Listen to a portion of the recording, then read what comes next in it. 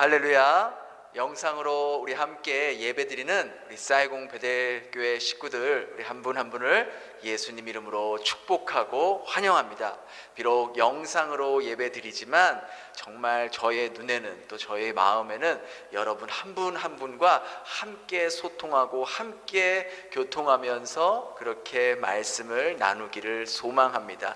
오늘도 비록 영상이지만 주의 성령께서 이 영상으로 말씀을 나누는 이 시간을 통해서 우리들에게 영적인 깊은 깨달음과 또 하나님의 놀라운 은혜가 발견되는 그런 복되고 귀한 시간 되기를 예수님 이름으로 축원합니다.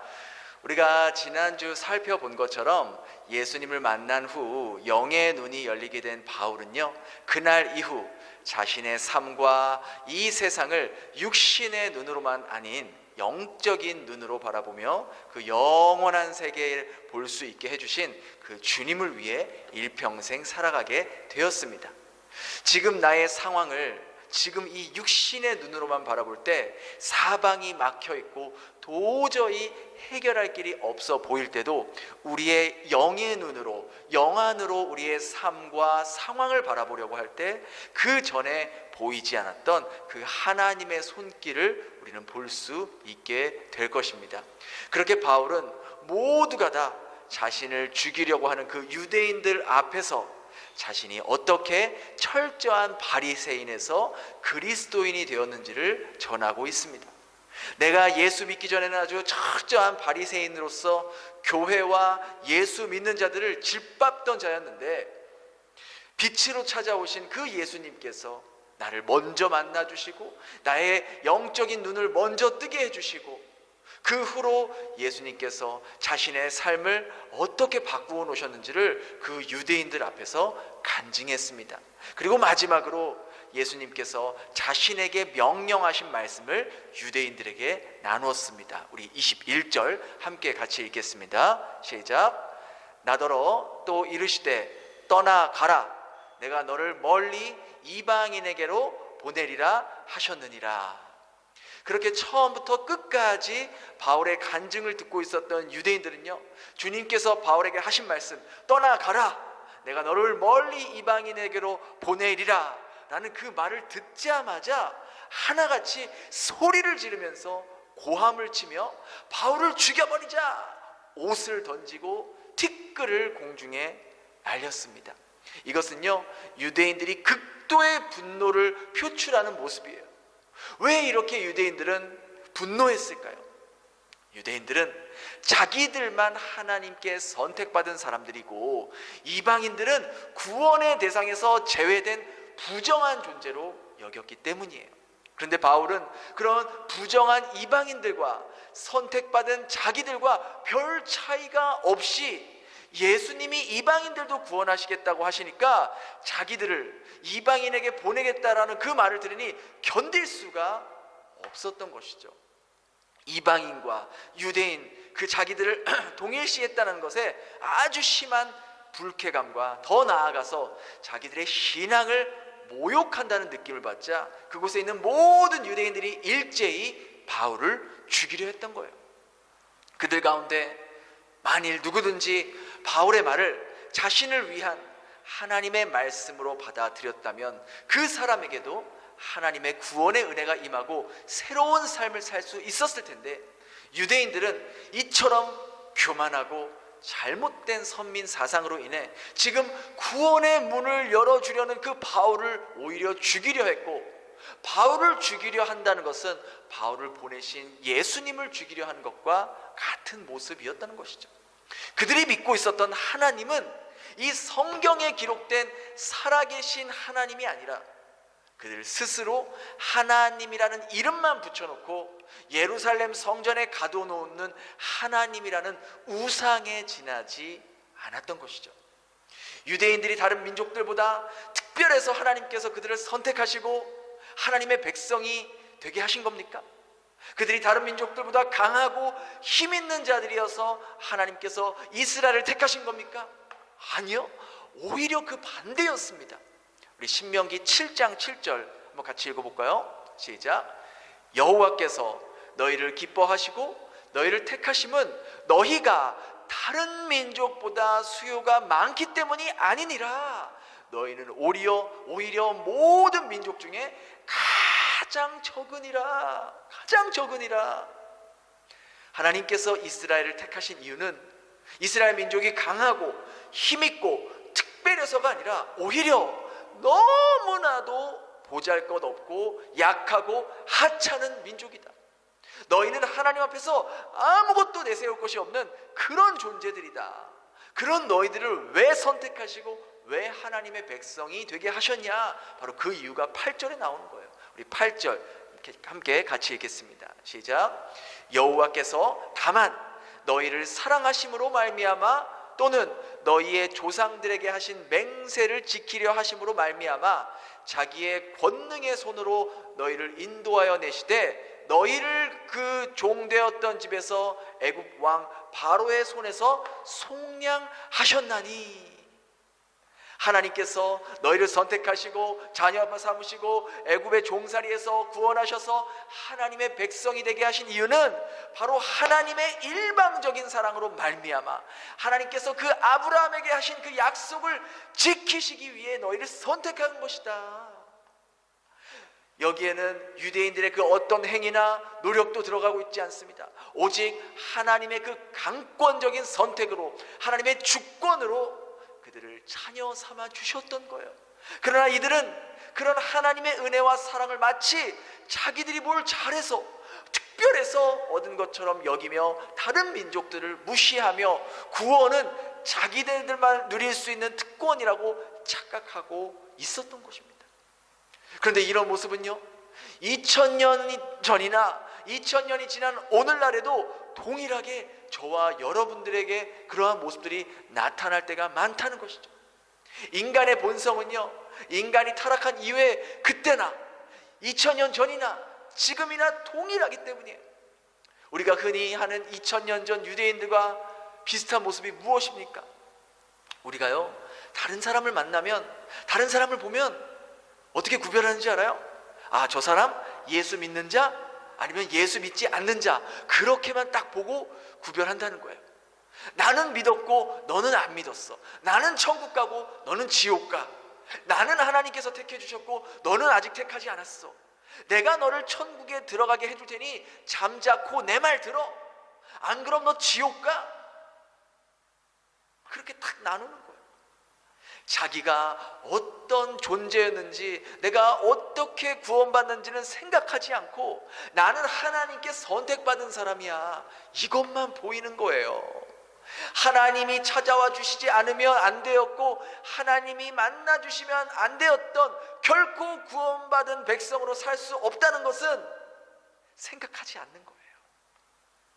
하나님의 자녀가 된 후에도 자기가 우월하다고 자기가 믿는 신앙만 맞고 나처럼 안 믿는 사람 나처럼 그렇게 하지 않는 사람은 다 틀리고 잘못 믿는 거라고 그렇게 믿으면 지옥 간다고 자기들이 보는 성경만 올바른 성경이고 다른 성경들은 다 잘못된 거라고 주장하는 사람들이 얼마나 많은지 모른다는 것이죠.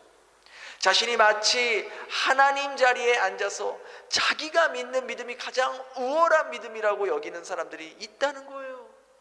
그런 모습이 현대판 바리새인들과 다르지 않다는 것이죠. 예수님께서요 그런 모습을 보시며 가슴을 치며 내가 이런 모습을 보이려고 너희들을 위해 십자가에 죽은 거니? 하고 정말 한탄해하고 개탄해하시지 않으실까요? 그렇게 유대인들은 이방인과 자신들을 동일시하려는 그 바울의 말을 듣자마자 일제히 분노하며 바울을 죽이려 했던 거예요. 그러자 그 모습을 본 거기 있는 천부장이 바로 제지를 가합니다.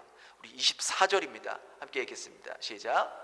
천부장이 바울을 영내로 데려가라 명하고 그들이 무슨 일로 그에 대하여 떠드는지를 알고자 하여 채찍질하며 신문하라 한대. 유대인들의 분노를 표하면서 바울을 죽이려 하자 이 천부장이 바울을 급히 이제 영내로 끌고 갑니다. 자신은 히브리 말을 모르기 때문에 지금 바울과 유대인들끼리 무슨 말을 하고 있는지 모르는 거예요. 그래서 이 바울을 바울이 왜 그 수많은 유대인들이 이 바울을 죽이려고 했는지 신문하려고 했던 것이죠. 천부장이 볼 때는요, 이렇게 수많은 유대인들이 저렇게까지 흥분하고 분노하고 그런 모습을 보니까 이 바울이라는 자는 흉악범이나 유대인들에게 있어서는 살려두면 안 되는 완전한 죄인이다, 악한 죄인이다 라고 생각했던 거예요. 그래서 천부장은 부하에게 이제 명령해서 바울을 매달고 채찍질해서 조사하라고 그렇게 명령했던 것이죠. 여기서 말하는 채찍은요, 예수님께서 십자가에 매달리기 직전에 맞았던 그 채찍이에요. 그 채찍 끝에 이 날카로운 동물뼈나 쇠갈퀴가 달려 있어서, 여러분 패션 오브 크라이스트 보신 분들은 아시겠지만 그 채찍에 맞고 탁, 그 채찍을 다시 놓는 순간 어떻게 됩니까? 그 살점이 찍혀서 뜯겨나가잖아요. 그렇게 무시무시한 채찍이었던 거예요. 그런 채찍에 맞으면요, 온몸이 만신창이가 되는 것은 물론이고 심한 경우 과다출혈로 목숨도 잃을 수 있게 되는 거예요. 노년의 시기에 접어든 이 바울이요, 그 채찍을 맞았다가는 로마는 가보지도 못하고 죽을 수도 있었을 거예요.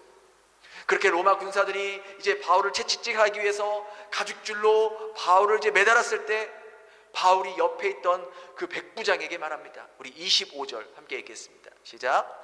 가죽줄로 바울을 매니 바울이 곁에 서 있는 백부장더러 이르되 너희가 로마 시민된 자를 죄도 정하지 아니하고 채찍질할 수 있느냐 하니, 이제 그 잔인한 채찍형이 시작되기 직전에 바울이 백부장에게 말하는 거예요. 너희가 로마 시민인 자를 죄도 정죄하지 않고 채찍질할 수 있냐? 그렇게 말한 것은 자신이 로마 시민이라는 것을 말하고 있는 거죠. 로마법에 의하면요, 정식 재판을 통해서 범죄 사실이 입증되고 형이 확정되기 전까지는 로마 시민에 대한 채찍질이나 형벌은 엄격하게 금지하고 있었습니다. 만일 그 법을 어길 시 그 사람은 파면될 수 있기 때문이에요. 그래서 이 백부장은 다급한 모습으로 바울이 로마 사람입니다, 이제 어떡합니까, 큰일 났습니다 하고 천부장을 찾아가 그렇게 바울에 대해서 말합니다. 그러자 그 말을 들은 그 천부장이 당황스러워하며 바울에게 급히 와서 말합니다. 우리 27절 28절입니다 함께 읽겠습니다. 시작. 천부장이 와서 바울에게 말하되 내가 로마 시민이냐 내게 말하라. 이르되 그러하다. 천부장이 대답하되 나는 돈을 많이 들여 이 시민권을 얻었노라. 바울이 이르되 나는 나면서부터라 하니. 천부장이 다급하게 바울에게 와서 묻더니 네가 로마 시민이냐? 바른 대로 말해라.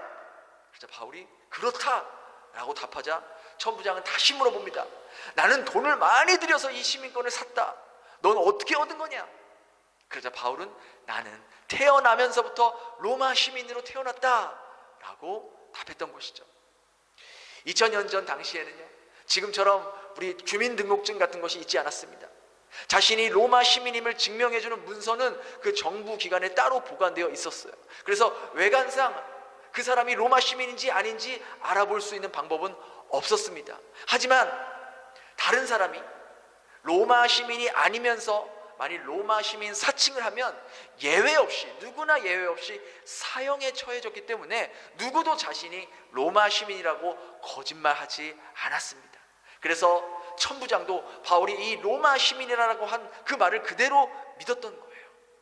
로마 제국에서 순수 로마 사람이 아닌 다른 민족 사람이 로마 시민권을 가질 수 있는 방법은 그 당시에 두 가지 방법이 있었어요. 첫 번째는 로마 제국에 큰 공을 세우는 것이었고, 두 번째는 이 천부장처럼 많은 돈으로 시민권을 사는 것이었어요. 그렇게 한 번 얻게 된 로마 시민권은 이 자녀에게 계속 물려줄 수가 있었던 것이죠. 바울이 로마 시민이었다는 것은 바울의 아버지 혹은 할아버지가 그 로마 제국에 큰 공을 세웠거나 아니면 돈으로 로마 시민권을 구입했을 겁니다. 어느 쪽이든 부모 세대가 얻었던 로마 시민권으로 인해 바울은 나면서부터 로마 시민이 될 수 있었던 거예요. 바울이 이 로마 시민임을 확인한 이 천부장과 로마 군사들이 황급히 바울을 풀어주면서 자신들이 그 일로 인해서 징계를 받을까봐 두려워했던 것이죠. 사실 바울은요, 자신이 로마 시민권자임을 자랑하거나 그것을 이용해 특혜를 받으려 한 적이 단 한 번도 없었습니다. 그의 고백에 따르면요, 예수 그리스도의 은혜를 입고 난 후 오히려 이러한 세상의 스펙과 자랑거리들을 뭘로 여겼다 그래요? 배설물로 여겼다 그럽니다. 이 말은 더 이상 그러한 세상의 스펙들이 나의 삶의 목적이 될 수 없다는 것을 말해주고 있는 거예요. 2000년 전 그 로마 제국 시대에서 로마 시민권으로 살아가는 것은요, 다른 민족들에 비해 엄청난 혜택을 받으며 권리를 누릴 수 있는 그러한 신분이었어요. 만일 로마 시민권을 앞세워서 그가 원래 가려 했던 길로 가고자 했다면요, 그는 아마도 세상에서 꽤나 잘 나가는 유명인이 될 수도 있었을 거예요. 율법으로는 최고 권위 있는 교수 밑에서 수제자로 공부하며 그렇게 바울은 엘리트 코스를 밟고 올라온 데다 또 심지어 로마 시민권까지 가지고 있었으니 유대인들이나 로마인들 할 거 없이 바울에게 잘 보이려고 줄을 섰을 겁니다. 하지만 만일 바울이 그렇게 살았다면, 자신이 가지고 있는 그 로마 시민권을 목적으로 삼으며 살았다면, 살아있는 하나님의 말씀은 이 성경에 기록될 일이 만무했을 것입니다. 그의 인생 역시 이 육신의 눈으로만 바라보다 죽게 될 것이 뻔했을 것입니다. 그런 바울은 단 한 번도 자신이 로마 시민권자라는 것을 자랑한 적도 없었고, 그것을 이용해 자신의 안위를 도모한 적도 없었던 것이죠. 모두가 다 부러워했고 오히려 갖지 못해 안달이 난 그 로마 시민권조차 그는 배설물로 여기며 오직 길이요 진리요 생명이신 그 주님만을, 주님의 말씀만을 자신의 삶의 목적으로 삼으며 살아왔던 거예요. 그런 로마 시민권이 가장 결정적인 순간에 바울의 생명을 지켜준 도구로 사용되게 됩니다. 그리고 이제 더 자세히 살펴보겠지만, 바울은 자신이 로마 시민권자임을 밝히면서 로마 황제 앞에 재판을 받겠다고 상소하였고, 결국 로마 군인들의 보호 아래 로마의 심장 수도인 그 로마까지 들어갈 수 있게 되었던 거예요. 오늘 말씀이 우리에게 주는 메시지는 분명합니다. 만일 바울이 눈에 보이는 그 로마 시민권이나 자신의 스펙이나 자신의 권리를 삶의 목적으로 삼고 달려왔다면, 그 목적을 달성하기 위해서 그 과정 가운데 수많은 사람들을 짓밟고 상처를 주면서 자신이 이루고자 하는 것을 이루려 했을 것입니다. 그러나 자신이 가지고 있었고 누릴 수 있었던 그 권리마저 주님 안에서 배설물로 여기고 살아갈 때, 즉 눈에 보이는 것이 아닌 눈에 보이지 않는 주님을 인생의 목적으로 삼으며 살아갈 때, 오히려 그 로마 시민권으로 인하여 그는 수많은 사람들 앞에서 복음을 전할 수 있는 기회를 얻게 되었고, 또 하나님께서 그를 향한 계획이었던 로마까지 갈 수 있게 되었던 것입니다. 자신이 가지고 있는 이 로마 시민권이 주님 안에서 주님의 도구로, 생명을 살리는 도구로 승화되었다는 거예요. 여기서 우리는 우리 자신의 모습을 돌아볼 수 있어야 합니다. 우리 각자가 지금 삶의 목적으로 삼고 있는 로마 시민권은 무엇입니까? 나를 지켜줄 수 있다고 생각하는 것, 나에게 혜택을 줄 수 있다고 여기는 것, 그것이 무엇입니까? 그것이 돈이 될 수도 있고요, 나의 스펙이 될 수도 있고요, 나의 자격증이 될 수도 있고요, 여러분에게 금전적으로 도움을 줄 수 있는 어떤 혜택이나 권리일 수도 있습니다. 그런 걸 소유할 수 있습니다. 그런 것이, 주는 혜택을 받는 것이 잘못되었다는 것이 아니에요. 단 그러한 세상의 것들의 소유와 그것을 지키려는 것이 여러분의 삶의 목적이 된다면, 여러분이 그것을 소유하면 소유할수록, 그것을 지키려면 지킬수록 오히려 그것 때문에 하나님이 보여주시려고 하는 그 영적인 세계는 볼 수 없게 될 것이고, 여러분의 영혼은 말할 것도 없고 여러분의 가족들과 주변 사람들의 영혼까지, 인생까지 망가뜨리고 망치게 될 것입니다. 하지만 주님과 주님의 말씀을 자신의 삶의 목적으로 두며 사는 사람들은 자신이 가지고 있는 누릴 수 있는 그 혜택과 권리, 오늘날의 나의 로마 시민권을 사용하여 자신의 영혼은 말할 것도 없고 다른 사람들의 영혼과 인생을 살리는 생명의 시민권으로 승화되게 된다는 것이죠. 저는 이 말씀을 준비하면서 하나님께서 왜 나 같은 자에게 목사라는 타이틀을 주시고 이렇게 자격 없는 나를 이 교회의 담임 목회자로 세우셨는가를 깊이 생각하게 됩니다. 하나님의 그 깊은 뜻과 섭리를 저같이 무지한 자가 알 수는 없지만 한 가지 어렴풋이 느껴지는 것은 나 같은 자도 하나님을 만나고 하나님 안에서 변화되면 상상도 못했던 인생으로 변화될 수 있구나라는 것을 저의 주변 사람들에게 알리고 하나님이 정말 존재하시는구나라는 것을 알게 하기 위함이 아닐까라는 그런 생각을 해보게 되었어요. 여러분과 이 말씀을 영상으로 지금 나누는 이 시간에 저는 아마도 지금 서울에 있는 한 교회에 가서 베트남 자매님을 만나 그 자매님에게 예수님에 대해 복음을 전하고 있을 것입니다. 제가 한국을 방문하기 이미 한 달 전부터 그 자매에 대한 소식을 제가 아는 한 집사님에게 전해 들었고, 저희는 이 자매를 위해서 기도하며 복음이 전파되기를 기도했습니다. 저는 이 자매를 한 번도 본 적도 없고 만난 적도 없지만 한 집사님의 요청을 받고 저희는 그 자매를 만나 복음을 전하고 예수를 전하기로 결심하고 준비했던 것이죠. 그뿐만 아니라 이제 제가 한국을 방문하는 2주간 거의 하루도 빠짐없이 매일매일 제가 알고 지내던 사람들을 만나서 하나님께서 제 삶을 통해 어떻게 역사하셨고 어떻게 목회자로 세우셨고 어떻게 이 베델교회의 담임 목사로 세우셨는지 간증한 후에 예수님 정말 살아계신다, 예수님 십자가 믿고 살아가자, 예수님 붙잡고 살아가야 된다, 그것만이 살 길이다 라고 복음을 전하고 오는 그런 스케줄로 가득 차 있어요. 대부분 이번에 만나는 그러한 사람들이요, 대부분 제가 예수님을 믿기 전에 알고 지냈던 사람들이에요. 그 사람들 역시 다 대부분이 예수님 안 믿는 사람들이에요. 지난 한 주 동안은 서울 지역에서 매일매일 점심 저녁 다른 사람들을 만나서 하나님께서 이 죄인 중에 괴수인 저를 통해서 어떻게 일하셨는지, 어떻게 나 같은 자가 영혼을 다루는 목회자가 되었는지 전하며 증거하는 그런 스케줄이었고, 이제 돌아오는 10일부터 한 주간 대전, 부산, 영주, 지방 곳곳을 다니면서 그곳에서도 저를 통해 일하신 하나님을 증거하는 스케줄들로 가득 차 있어요. 18일까지 그렇게 지방에서 복음을 전하다가 19일날 서울 올라와서 호치민으로 들어가는 그런 스케줄이에요. 그래서 제가 늘 우리 가족들한테 한국 갈 때마다 참 미안해요.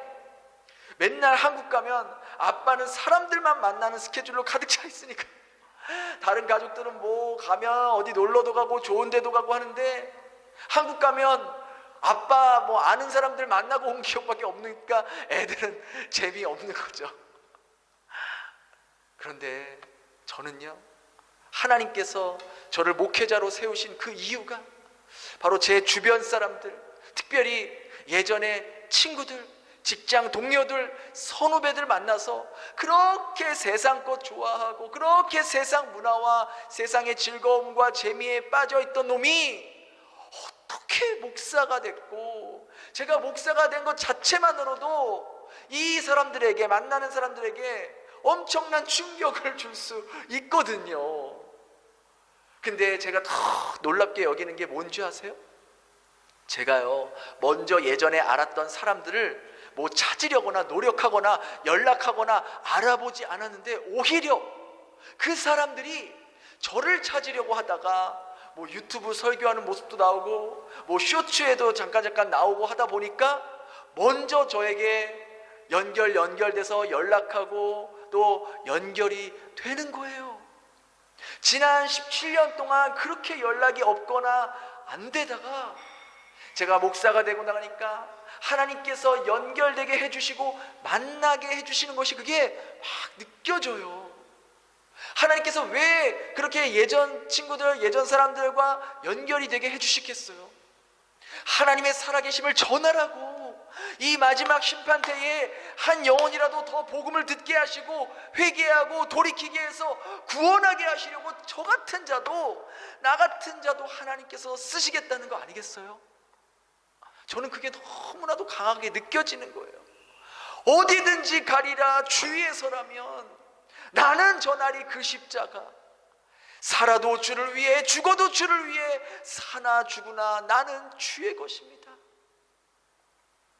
여러분이 지금 가지고 있는 그러한 재물, 부동산, 여러분이 누리고 있는 권리, 혜택, 이러한 것들이, 여러분들이 이러한 것들을 지키려만 하고 빼앗기지 않으려고 급급해 한다면, 즉 거기에만 여러분들의 초점이 맞춰 있고 그것들을 여러분의 인생의 삶의 목적으로 맞춰서 살아간다면, 하나님께서 언젠가 여러분들이 그토록 지키고 아끼려 했던 그러한 것들을 단 한 번에 날아가게 할 수도 있다는 거예요.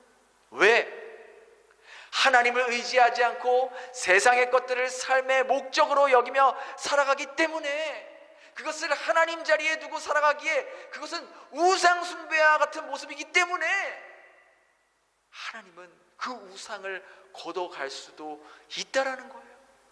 하지만 하나님께서 여러분들에게 허락하신 이 세상의 것들, 나의 권리, 나의 혜택, 이러한 것들을 나를 위해서만이 아니라 주님을 위해서, 주님의 나라와 영혼 구원을 위해서 여러분들이 사용한다면, 주님은 계속해서 여러분들이 가지고 있고 누리고 있는 것들이 마르지 않도록 더 많은 사람들에게 복음이 전해지고 한 영혼이라도 더 돌아오게 하는 일에 쓰이게끔 지속적으로 채워주시고 공급하실 것입니다. 여러분의 인생이 끊임없이 받기만 하고 흘려보내지 않아 아주 짙은 염도로 인해서 어떤 생명체도 살 수 없는 죽음바다, 사해와 같은 그런 인생이 아니라 위로부터 공급받으면 계속해서 밑으로 흘려보내는 요단강 강물처럼, 깨끗한 시냇물처럼 수많은 생명체들이 그 흐르는 요단강물로 인해서 살아나는 그런 인생이 될 수 있기를 바랍니다. 이 세상의 모든 것들은 하나님을 위해 살아가기 위한 수단에 지나지 않습니다. 이런 의미에서 참된 그리스도인이란 언제 어디에서나 목적과 수단을 바르게 분별하는 사람들이라는 것이죠. 수단이 목적으로 바뀌는 순간, 그때부터 그 수단은 자기 자신과 다른 사람을 해치는 흉기로 변하게 될 것입니다. 그러나 주님과 주님의 말씀을 따라 사는 것을 자신의 삶의 목적으로 사는 사람들은 그가 가지고 있는 그 모든 것들이 주님 안에서 생명을 살리는 도구로 변화되게 된다는 것이죠. 그리고 우리 주님은 그러한 우리 삶을 모두 다 기억하시고 그 생명책에 기록해 두셨다가 이제 우리가 주님 앞에 서게 되는 날, 그때 우리 주님께서 고맙다, 나를 위해 그때 네가 그렇게 선택해주고 너의 물질과 시간과 마음을 사용해줘서 내가 너무 기뻤단다, 너무 고마웠단다, 내가 너를 위해 십자가에서 피 흘려 죽을 수 있었던 것도 바로 이런 너의 모습을 기대했기 때문이란다, 정말 고맙다 라는 주님의 음성을 듣게 될 것입니다. 저와 여러분 모두 그렇게 주님께서 내게 허락하신 이 땅의 로마 시민권으로 내가 누릴 수 있는 것들로 주님의 몸된 교회를 세워나가며 마지막 이 심판의 시대에 한 영혼을 구원하는 일에 쓰임받는 생명의 통로, 구원의 통로가 되는 삶이 될 수 있길 예수님 이름으로 축원합니다. 우리 시간 그렇게 찬양하면서 고백하면서 또 기도하는 시간 갖도록 하겠습니다.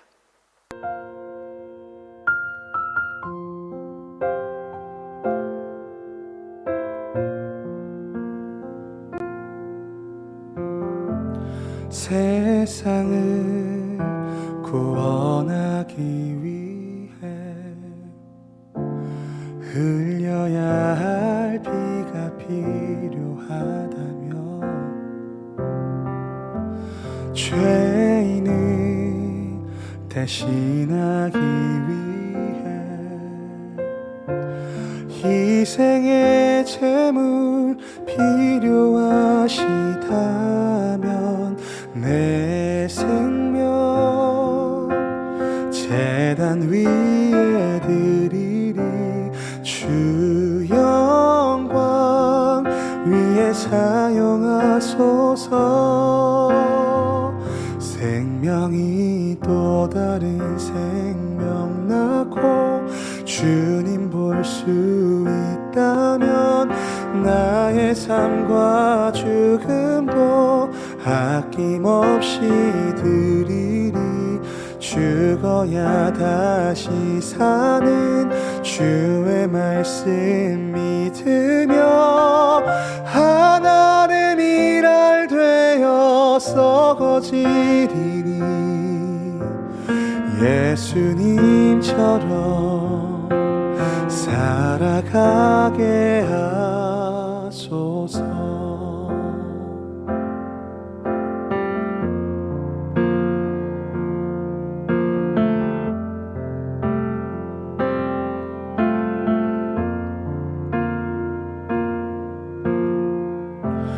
길 잃어 지친 양을 찾아 마음 상해 이리저리 헤매이니 한 영혼 찾아 아파하니 예수님 마음 내게 주옵소서. 십자가 온 세상 위한 그 희생 눈물로 그 길 가게 하소서. 생명이 또 다른 생명 낳고 주님 볼 수 있다면 나의 삶과 죽음도 아낌없이 드리리. 죽어야 다시 사는 주의 말씀 믿으며 하나님 일할 되어 썩어지리니 예수님처럼 살아가게 하소서.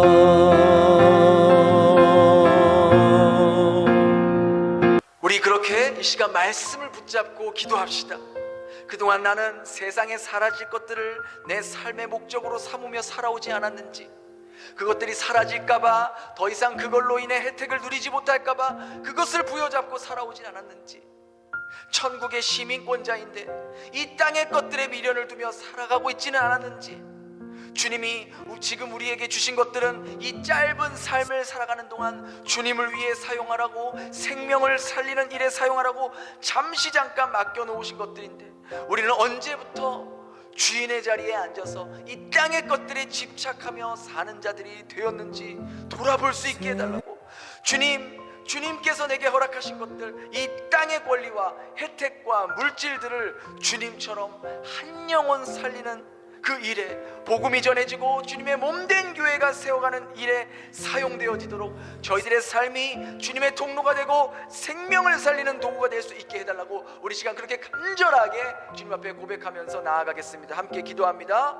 하나님, 그렇습니다. 주님, 그동안 저희들은 세상에 사라질 것들을 내 삶의 목적으로 그것을 빼앗길까봐, 그것을 잃어버릴까봐 그렇게 노심초사하며 그렇게 부여잡고 살아왔습니다. 주님, 저희들이 천국의 시민권자인데 이 땅의 것들에 미련을 두며 살아왔습니다. 나옵니다. 주님, 이 어리석은 저희들을 용서하여 주시옵소서. 주님, 이 땅의 것들은 이 짧은 이 삶 가운데 모두 다 사라지고 변하게 되는 것들인데, 다 배설물과 같은 것들인데, 이걸 붙잡으려고, 이걸 더 소유하려고 그렇게 삶의 목적으로 살아왔던 저희들을 용서하여 주시옵소서. 주님, 주님께서 지금 저희들에게 주신 이러한 혜택과 권리와 또 저희들이 누리고 있는 것들도 주님을 위해 사용하라고, 생명을 살리고 영혼을 살리는데 사용하라고 우리에게 잠깐 맡겨놓은 건데, 마치 우리는 평생 살 것처럼, 영원히 살 것처럼, 그리고 그러한 것들이 마치 나의 것인 것처럼 그렇게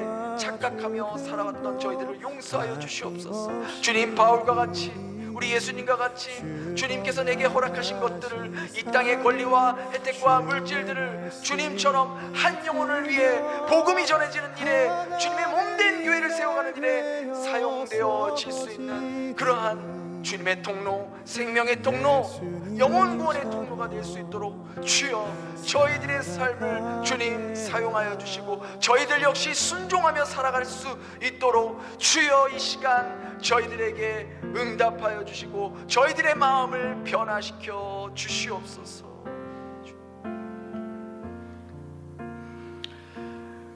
수단이 되어야 할 로마 시민권을 삶의 목적으로 삼느라 주님의 십자가 보혈로 구원받은 그리스도인이면서도 나는 천국 시민으로 살지 못했고 도리어 사라지고 없어질 것을 붙잡기 위해 살아왔고, 수단이어야 할 로마 시민권을 목적으로 삼으며 살았기에 저희는 주님의 증인이 아닌 그동안 이기적이고 독선적인 흉기의 삶을 살아왔습니다.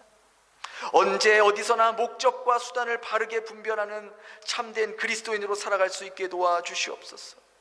우리가 누리고 있고 가지고 있는 이 세상의 것들은 주님 앞에서는 한낱 배설물에 지나지 않음을 잊지 않게 하여 주시옵소서. 오직 길이요 진리요 생명이신 주님만을 삶의 목적으로 삼으며 사는 사람만이 주님의 증인으로 살아갈 것이고, 그런 사람에게 배설물과 같은 것들도 주님 손에 붙들리면 도리어 그것들이 사람을 살리는 생명의 도구로 주님은 변화시켜 주실 것입니다. 그 어떤 생명체도 살 수 없는 죽은 바다, 사해 같은 인생이 아닌 어떤 생명체가 와도 우리 안에 계신 예수님을 통해 다시 살아나는 시냇물 같은 인생, 사람을 살리는 인생을 살아가는 저희들이 되게 도와주시옵소서.